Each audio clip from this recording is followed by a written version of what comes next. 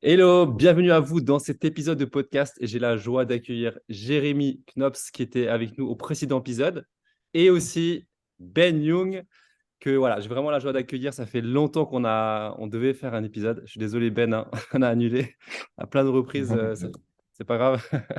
Donc, ça fait longtemps qu'on voulait avoir Ben sur ce podcast pour plusieurs raisons. Mais alors, rapidement, de nouveau pour les présentations, Jérémy, du coup, c'est un super UX designer qui fait aussi du coaching pour les freelances, qui était là au précédent épisode, qui sera là aussi sur les prochains épisodes. Et Ben Young, qui est un freelance depuis de longues années et qui est spécialisé sur tout ce qui est branding, création de marque, et que j'ai aussi eu l'occasion d'accompagner il y a un an et demi. C'est ça? C'est Et ouais, ça, ouais. vas-y. Ouais, Yes, exactement. ouais, merci en tout cas d'être là. Et peut-être Ben, je te laisse rapidement te présenter. Et Jérémy, tu pourras peut-être te présenter rapidement et après on pourra rentrer dans le vif du sujet. Yes, bah, je m'appelle Ben Young, je suis brand designer. J'ai commencé à être freelance à côté de mes études en 2010 et ça fait quelques années que je suis à plein temps, on va dire. Après un passage de quelques années aussi en agence. Et voilà, je suis content d'être là. Que dire de plus? Je vis à La Réunion actuellement, plus pour très longtemps, mais voilà. Et tu fais des trails. Et j'essaie de courir dans les montagnes aussi bien que je peux, mais à La Réunion, ça grimpe pas mal, donc on apprend. Voilà, voilà. Et puis ouais, du coup, j'aime beaucoup, je suis passionné par tout ce qui touche à la marque. Le branding on va dire sur les marques en tant qu'entreprise, mais aussi sur le personal branding et tout ce qui tourne autour. Yes. Et tu Voilà. incarnes bien ce que tu partages, hein, la marque Ben Young. Si vous le suivez, vous pouvez suivre Ben Young bien sûr sur LinkedIn, Instagram, newsletter. Vous pouvez voir un peu ce qu'il partage, du contenu de qualité. Tu pourras dire quelques mots à la fin de cet épisode. Jérémy, je te laisse te représenter rapidement pour ceux qui n'ont pas écouté le dernier épisode de podcast, juste rapidement, juste faire un Yes. petit pitch de Bon, on va faire présentation. rapide. Yes.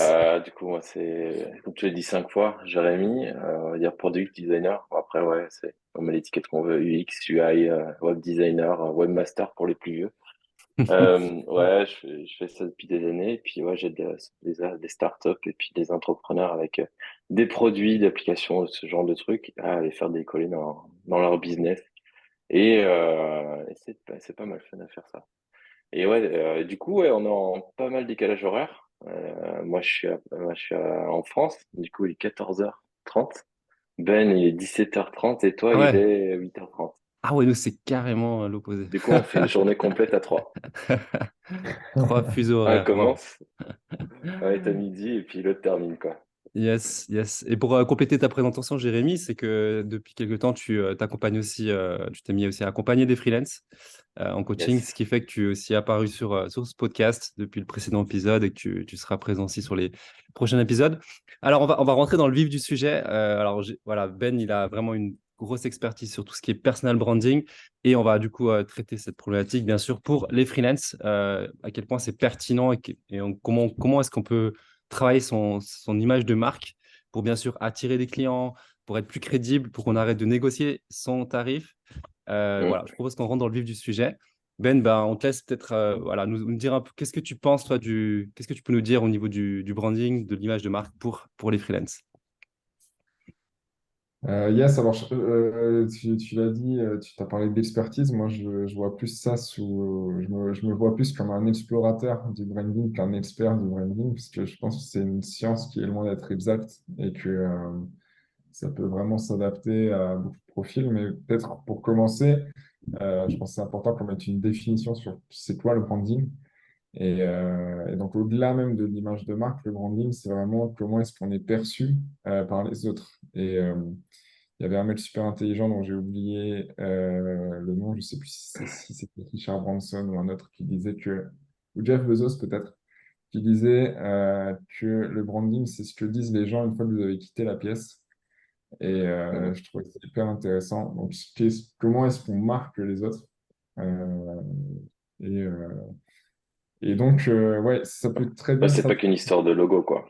Non, c'est C'est ça. vraiment la personnalité et toute la personne qu'on est à travers ce qu'on transmet partout où on est, quoi.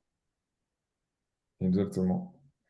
Euh, et je pense que ouais, c'est d'autant plus important euh, en tant que freelance et quand on se lance aussi en tant que freelance. Alors, on pourrait en parler des heures. Euh, Moi, je pense qu'on est tous les trois un peu dans cette philosophie-là, qui, je pense, colle aussi à nos valeurs respectives, mais je pense que l'angle le plus intéressant, ou plutôt la marque la plus intéressante qu'on peut laisser, que ce soit des prospects ou même juste des contacts, notre entourage pour commencer, et puis après des futurs, des potentiels clients, des prospects plus ou moins proches. La marque la plus intéressante qu'on peut laisser, je pense, c'est que la personne se souvienne de nous en tant que, OK, lui, il m'a rien demandé, mais il m'a apporté de la valeur. Et, euh, et donc, moi, je considère vraiment le concept de give first, qui est un anglicisme de plus pour se la raconter. C'est hyper important je pense, de donner avant de chercher à recevoir. Ça ne coûte pas grand-chose quand on maîtrise ne serait-ce un peu un sujet, de simplement l'exposer, d'en parler. Mm. Et je pense Et que ça peut toucher à tous les secteurs d'activité, peu importe dans quoi on est le freelance. Je t'ai coupé, Jérémy. non, j'ai essayé de te couper poliment. Mais tu vois, dans tout ce que tu dis, je pense que tous les freelances et toutes les entreprises savent que le branding, c'est intéressant. Et qu'est-ce qui fait que aujourd'hui, 1 sur 10 000, et je dirais même plutôt, je sais pas, 50 000 freelances, il n'y en a pas un qui a vraiment un personal branding fort que pas mal de gens connaissent autour de lui, tu vois, même dans une ville, je pense que on connaît plus, tu vois, la patte graphique d'un certain designer, mais tu vois, quand t'es pas designer, t'es un développeur, que tu es, je sais pas quoi, puis après on voit les copywriters, on les voit tous sur LinkedIn, et puis un post sur deux, c'est un copywriter que tu as dans ton réseau qui a fait le post. Mais qu'est-ce qui fait que aujourd'hui, il n'y a pas beaucoup de freelances qui ont un vrai personal branding? Comment le faire pour que euh, ne pas voilà, dépenser trop d'énergie, trop de temps ou d'argent, je sais pas, pour commencer à le développer de manière simple et efficace pour, voilà, c'est parce que même le personal branding, en gros, on le commence à le voir passer sur les réseaux, mais qu'est-ce que c'est vraiment? Parce que est-ce que c'est juste un logo, puis c'est une façon d'être, comme on a dit, mais là, ça reste un peu très vague et très abstrait comme nom, parce en gros, on sait que on sait pas trop définir c'est quoi exactement, qu'est-ce qu'il faut faire. Il n'y a pas une charte de A à Z. Ok, tu dois faire ça, puis ok, tu as ton personal branding, quoi. C'est pas comme faire suivre une liste de choses à faire pour développer une application, par exemple. Ouais, je pense que en effet, par rapport au marketing, par exemple, où dans le marketing, il y a des recettes qu'on applique et qui sont très concrètes. Euh, on va parler de hack marketing. C'est des choses, ouais, on peut suivre une méthode de A à Z et en théorie, si elle est bien appliquée, bah, ça fonctionne. Dans le branding, c'est un peu plus compliqué parce que, comme tu le dis, c'est plus abstrait, il y a moins une méthode qui colle à tout le monde. Alors, je suis désolé si vous entendez des petits trucs comme il est 17h35, L'école est forcément, finie. il y a du monde à la maison. Euh, mais je pense par contre qu'il y a un point de départ qui est commun à tout le monde, autant en tant que marque qu'en tant que freelance. Il y a le côté où on va vraiment se démarquer des autres en commençant par expliquer pourquoi on fait les choses. Donc, le fameux Start with Why de Simon Sinek. Moi, j'ai essayé de me l'appliquer à moi-même et j'encourage à peu près tout le monde à le faire. Euh, je pense que ouais, c'est vraiment un bon point de départ. Moi, je vais parler de mon exemple parce que en termes de personal branding de freelance, c'est celui que je maîtrise le plus. Mais moi, mon why perso, je l'ai défini il y a quelques années. Et en gros, il peut prendre plusieurs formulations, mais l'idée, c'est de dire que à travers l'entrepreneuriat et le branding, euh, je vais essayer d'apporter de la saveur au monde. Donc, je pense que, en gros, ma conviction, c'est de dire que l'entrepreneuriat, et moi, j'interviens sur la partie branding, mais que l'entrepreneuriat peut redonner de la saveur au monde là où souvent il en a perdu. Et donc, euh, à partir de là, mon but, ça va être d'aider les entrepreneurs à redonner cette saveur au monde. Et donc là où moi je vais commencer, c'est de donner aux entrepreneurs des clés en termes de branding, justement, pour qu'ils puissent se faire connaître et avoir un plus gros impact sur le monde avant de vouloir donner de la valeur, donner de la saveur, pardon. Euh, donc c'est un peu, je pense que c'est là que commence la réflexion du branding. C'est vrai on entend beaucoup parler surtout sur LinkedIn, parce que voilà, c'est un sujet très tendance. Aujourd'hui, Et du coup, ouais, c'est par des posts, c'est par toi concrètement, tu vois, c'est une fois que j'ai posé mon why, que je sais plus ou moins quoi dire. Et puis, ben, évidemment, je peux me faire aider par ChatGPT pour pour le développer. Et puis, ouais, concrètement, c'est, comme tu dis, LinkedIn, c'est de faire des posts. Mais est-ce qu'il faut se concentrer sur LinkedIn? Est-ce que, je suppose aussi, bah, d'aller là où il y a mes clients principalement. Mais tu parlais justement, on en parlait vite fait avant, que, aujourd'hui, LinkedIn, c'est un peu comme Instagram avant, il y a quelques années. Qu'est-ce qui fait que, voilà, pourquoi je vais me concentrer sur LinkedIn ou pas? Ouais, est-ce qu'il y a d'autres réseaux? Est-ce que, tu vois, c'est, après, tu vas me dire, ouais, ça dépend des personnes, quoi. Je sais qu'avant, LinkedIn et Instagram, c'était les blogs. Il fallait tenir son blog, être référencé. Maintenant, aujourd'hui, c'est vrai qu'on a des plateformes qui facilitent pas mal les choses, quoi. hmm. Alors, moi, je pense que en effet, il y a plein de manières de faire. Je pense que le premier endroit où on peut apporter de la valeur et développer son personal branding, c'est auprès de ses clients, donc ceux qu'on a déjà.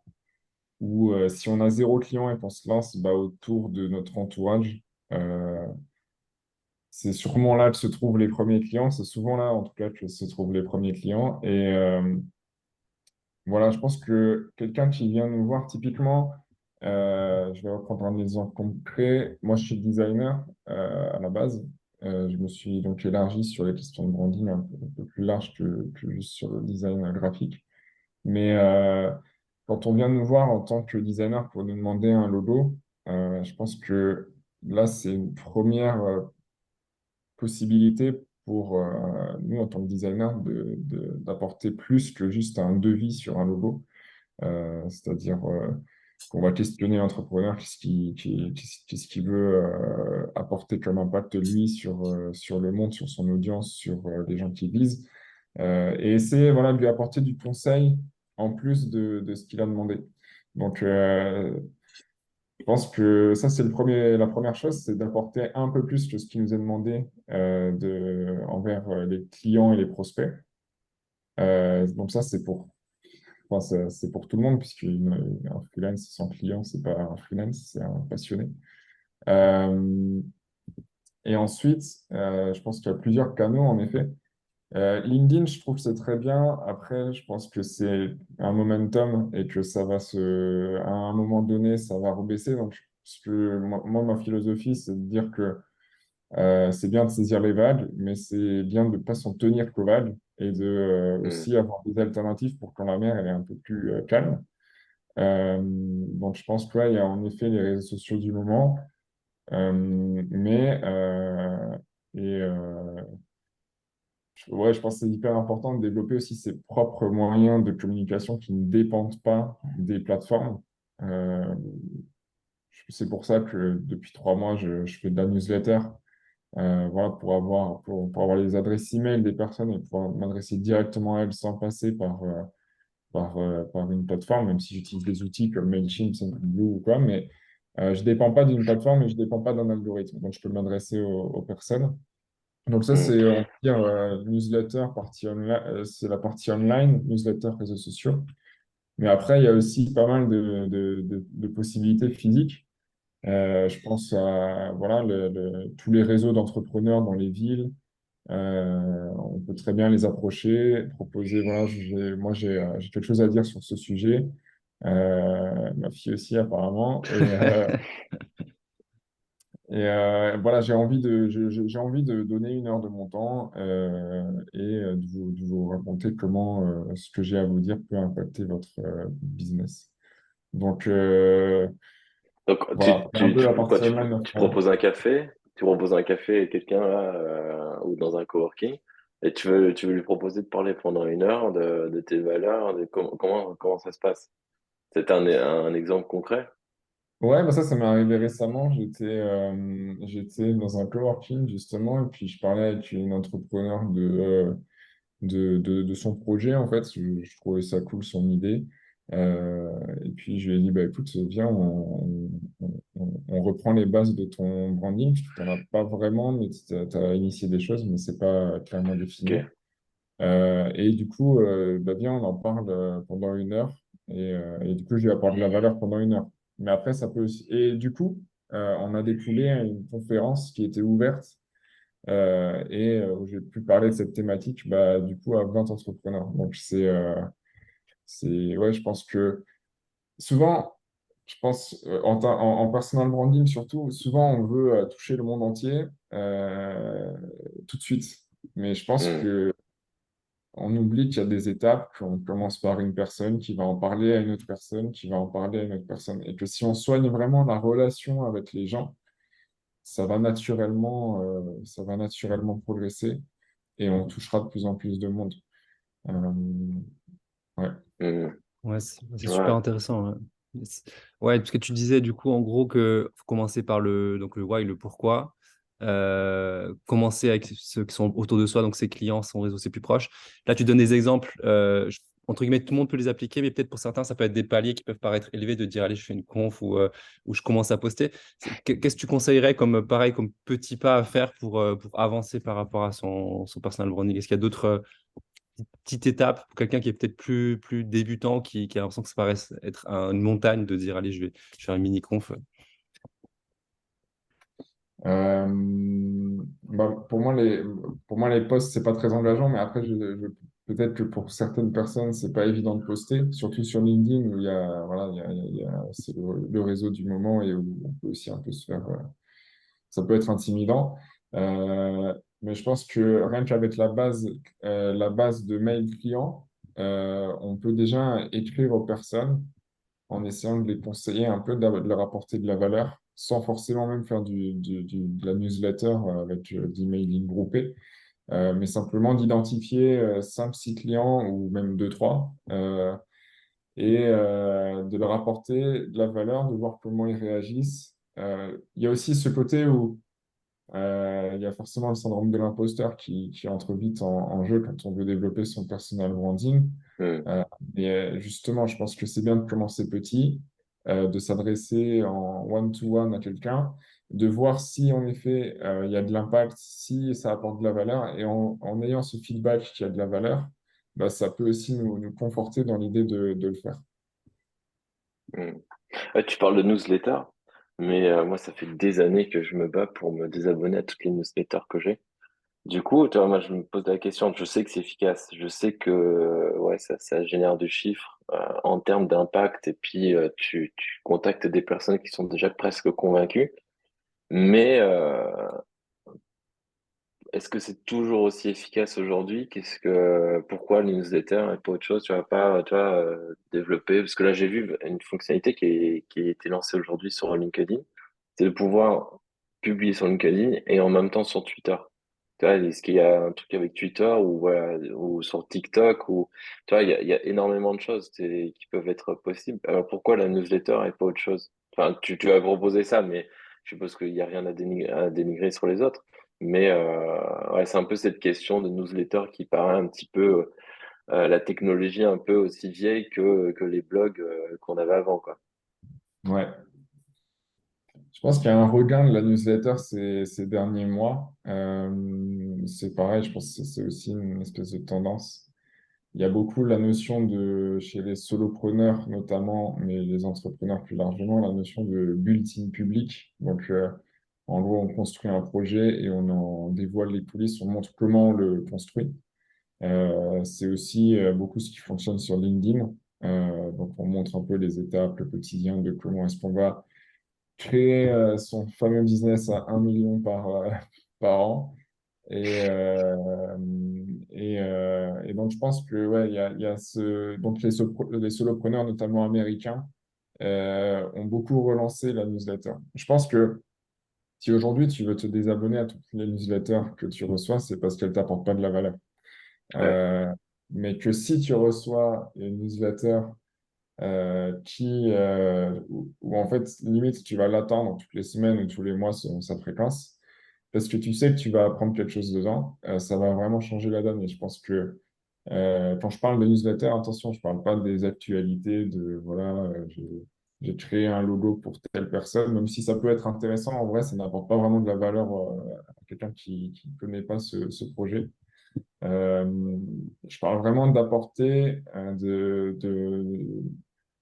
j'aime pas trop ce mot, mais de l'expertise. Je disais avant que j'étais plus Mm. dans l'exploration, mais en tout cas des clés, des enseignements que moi j'ai appris, ben, simplement de les transmettre à, à quelqu'un d'autre. Donc, moi, je pense que la newsletter, c'est intéressant, mais ça peut très bien être TikTok. Je pense qu'en tant que freelance, souvent, on est dans une démarche de B2B. Donc, c'est pour ça que je privilégie LinkedIn Mm. euh, et, et la newsletter parce que les entrepreneurs sont sur ces plateformes-là et que les entrepreneurs aiment, il y a un côté où ils aiment le mail quand même. Euh, mais par contre, si on est dans une démarche plus B2C, par exemple, et qu'on s'adresse à des jeunes, bah, c'est très bien d'aller sur TikTok. Si on est un artiste enfin, si on est illustrateur, par exemple, et qu'on s'adresse à des marques qui sont en constante recherche d'illustrateurs, ou par exemple à la presse, bah, c'est aussi très bien d'être sur Instagram, voire Facebook encore, selon les tranches d'âge et selon les pratiques. C'est pour ça que oui, en effet, on parlait de trouver son why. Je pense que trouver son why, c'est bien. Ensuite, définir son client idéal, sa cible, c'est une Ouais. bonne deuxième étape. Et ensuite, trouver ses piliers de message. Donc, sur quel sujet on va parler avec eux et sur quel support, comment on va les atteindre. En définissant vraiment ces données-là, on va pouvoir s'assurer que, qu'on parle de la bonne chose qui apporte de la valeur à la bonne personne. Parce que moi, par exemple, en termes de branding, je sais très bien que je pourrais faire du TikTok, ça pourrait marcher, mais par contre, au-delà des likes et de ces vanity metrics, comme on les appelle, je suis sûr que Ouais, c'est ça sert plus... à rien, quoi. Ça va pas t'apporter des clients, quoi. C'est comme tu disais tout à l'heure, en off, qu'il y a pas mal de monde qui bosse leur personal branding sur LinkedIn, qui font du contenu, qui font des likes, qui font plein de choses. Mais derrière, ils vendent rien et ils n'arrivent pas à faire un chiffre d'affaires. Donc, c'est quoi enfin, tu viens de dire, bah, déjà, trouver sa cible. Mais qu'est-ce qui va faire que mon personal branding va pouvoir vendre et que j'ai des likes, mais est-ce qu'il y a un juste milieu entre tout ça ou est-ce qu'il faut mettre des actions, par exemple, tu mets dans la newsletter ou des choses comme ça, de mettre, voilà, d'avoir un lien, tu vois, comme tu disais, à apporter un mail à deux, trois clients pour commencer, mais pour avoir un retour, je pense que généralement, tu vois, la personne ne va pas donner de retour, mais peut-être de mettre une question ou une action, quelque chose comme ça, pour avoir plus d'impact. Ou alors, je sais pas, moi, par exemple, Si par exemple je suis un développeur qui est au tarif journalier, comment est-ce que voilà je peux avoir plus de clientèle et que mon personal branding augmente mon chiffre d'affaires? Hmm. Alors, je pense qu'il y a le personal branding d'un côté qui, en apportant de la valeur aux gens, va nous permettre d'augmenter notre valeur perçue. C'est-à-dire que quand on va s'adresser à Jean-Michel et qu'on va lui apporter de la valeur, bah, Jean-Michel va estimer qu'on vaut plus cher que quelqu'un qui ne lui apporte pas de valeur. Hmm. Donc, je pense que que ce soit dans le taux horaire, taux journalier ou taux forfait, enfin, peu importe la manière de facturer aux gens, je pense que celui-là, il peut monter assez facilement avec le personal branding parce que euh, on a déjà prouvé quelque part ce qu'on sait faire, même si on l'a pas fait pour la personne qui nous contacte. Euh, mais tu fais bien de le dire. euh, le personal branding, c'est pas tout. Et il y a de la technique de vente euh, qui doit se greffer avec. Je pense que c'est un ensemble. Et Ouais. on a beau avoir une super belle réputation, on a beau être reconnu pour ce qu'on fait, si on ne sait pas vendre, bah, il manque une case importante. Donc, ça doit être couplé. Le personal branding, c'est ce qui va, je pense, attirer des gens parce qu'on leur apporte de la valeur, c'est ce qui va nous permettre de nous vendre plus cher. Mais toujours est-il qu'il faut apprendre à vendre aussi et apprendre, euh, là pour le coup, plus des techniques de vente ou de marketing aussi pour réussir à décrocher les contrats. Je pense que c'est ce qui fait aussi la différence entre ceux qui sont sur LinkedIn et qui ont des centaines de likes, mais si derrière ils n'arrivent pas à vendre leur prestat, leur accompagnement, etc., bah, ça va pas forcément leur servir d'avoir beaucoup de likes, si ce n'est d'avoir une satisfaction quand on se couche le soir, mais Hmm. ça va pas changer leur business, quoi. Donc, c'est un ensemble et on peut pas dissocier on peut pas dissocier les deux, je pense. Yes.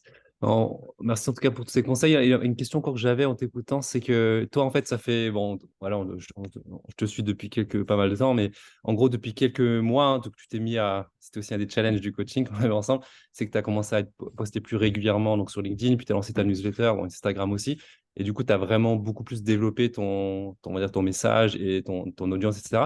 Mais avant ça, c'était quoi, avant cette période où tu as beaucoup plus communiqué, qu'est-ce qui avait été les choses? Est-ce qu'il y a un autre conseil que tu as appliqué dans le passé qui a fait que tu as aussi eu un certain succès dans ton freelancing au niveau du branding? Quand tu dis quelque chose dans le passé, est-ce que Mais tu peux... avant que tu publies plus régulièrement, on va dire, avant peut-être tu le faisais moins. En fait, tout ce que tu conseilles là, c'est quelque chose qui est quand même assez récent que tu appliques. Avant, tu le faisais moins, en fait, cette dimension où tu écrivais une newsletter ou tu écrivais sur LinkedIn où c'est beaucoup plus rare. Est-ce qu'il y a d'autres choses que tu faisais qui te permettaient, toi, d'avoir quand même un certain succès en tant que freelance, quoi? Je pense que c'était du coup du one-to-one envers les clients. J'essayais de laisser personne insatisfait et puis de générer du bouche à oreille le plus possible. Euh, je pense que on néglige trop souvent. On pense souvent à trouver plus de clients, mais en vrai, des fois, c'est pas nécessaire. Des fois, les clients sont déjà là et simplement, si on en prend vraiment soin, ben, on peut upseller, comme on dit, on peut leur vendre plus de choses, les satisfaire d'autant plus. Et Hmm. moi, j'ai vraiment toujours beaucoup misé sur le bouche à oreille. J'ai pas fait de prospection directe depuis que je me suis lancé, ou alors très peu et ça n'a pas marché. Mais c'est vraiment ce côté où voilà, on prend soin des clients le plus possible et ça, c'est un énorme atout en personal branding puisque à partir du moment où nos clients deviennent nos ambassadeurs ou nos commerciaux, ben, on n'a plus besoin de lutter pour générer du cash. Donc, ouais, je pense que ça, c'est vraiment le truc que j'ai appliqué avant et je pense que c'est même plus efficace que de la création de contenu. C'est vraiment de prendre soin de ses clients et les satisfaire. Comme je disais au début, aller un peu plus loin que ce qu'ils demandent. Yes, bah, c'est super intéressant que tu parles de ça, parce que c'est vrai que, en gros, si je résume, la création de contenu, c'est bien, mais peut-être la priorité numéro un, c'est déjà prendre soin de ses clients, ou si on n'a pas encore de clients, de ceux qui sont autour de soi, de bien faire ce travail-là, de bien s'entraîner. Toi, si aujourd'hui tu as ce succès-là, c'est parce qu'avant, tu t'as fait ce travail-là en fait en one-to-one avec tes clients. Si tu avais tout de suite fait de la création de contenu sans avoir fait ça, il n'y aurait pas eu cet impact que tu as aujourd'hui, quoi. Donc, j'ai l'impression que c'est un peu le. Donc, avant de vouloir s'adresser à toute la terre à terre, comme tu disais, commencer par ceux qui sont autour de soi, et après, ça, progressivement, le message peut potentiellement se répandre. C'est ce que je comprends de ce que tu partages. En tout cas, merci pour tout ce que tu as partagé. On arrive à la fin de cet épisode. Peut-être pour terminer, est-ce que tu peux, j'avais dit un petit mot au début, mais si les personnes qui nous écoutent là ont envie d'en savoir plus, ont envie de te suivre, où est-ce qu'ils peuvent bénéficier de tout ce que tu partages? Ouais, bah, vous pouvez me retrouver sur benyoung.com/newsletter si vous voulez avoir des emails toutes les semaines où voilà, je partage un conseil branding. Ce matin, enfin ce matin, on est mardi là, mais ça arrive que j'ai un peu de retard. Mais je m'en tiens à toutes les semaines et c'était sur anticiper votre défense parce que des fois, en tant que marque ou en tant que freelance, on peut se faire attaquer par d'autres. Et je suis aussi actif sur LinkedIn à hauteur d'une fois par semaine et sur Instagram un peu pareil. Voilà, je passe pas du tout mon temps sur les réseaux, mais quand je dis quelque chose, j'essaie d'apporter de la valeur. Donc, si vous pouvez en trouver un peu, bah, j'en suis ravi. Et, euh, et puis voilà. Yes. Top. Bah, merci beaucoup. En tout cas, on vous encourage à les suivre parce que ouais, tous les conseils qu'il a partagés, bien sûr, c'est des choses qu'il applique déjà, premièrement, à son niveau. Donc voilà, si vous avez de l'inspiration sur comment travailler son personal branding, c'est voilà, un excellent exemple que de regarder tout ce que fait Ben Young. Bah, merci en tout cas pour toute ta générosité, toute la valeur que tu as apportée au travers de ton partage. Merci à toi, Jérémy, aussi pour ta participation. Donc voilà, en tout cas, merci à chacun d'avoir écouté cet épisode. On espère que vous avez retiré de la valeur et surtout, on vous encourage à mettre en pratique dès la fin de cet épisode, tout de suite de réfléchir à comment mettre en pratique tout ce que vous avez entendu. Et on vous dit à très, très bientôt pour un prochain épisode de podcast. Merci encore, Ben et Jérémy. Merci à vous. Salut. Bye Ciao. bye. Bye.